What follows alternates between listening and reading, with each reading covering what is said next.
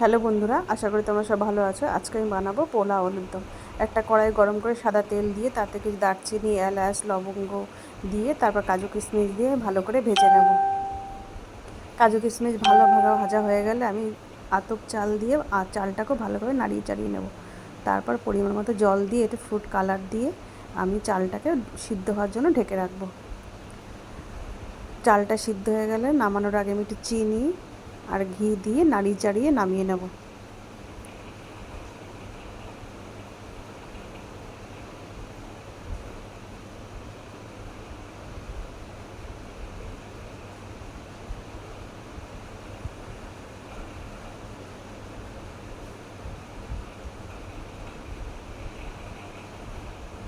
এরপর বানাবো আমি আলুর দম।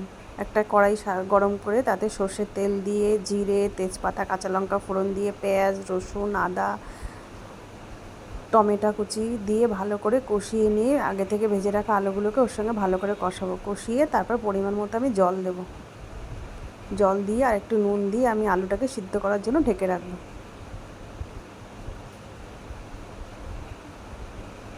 আলুটা সিদ্ধ হয়ে গেলে আমি গরম মশলা দিয়ে আলুটাকে নামিয়ে নেব।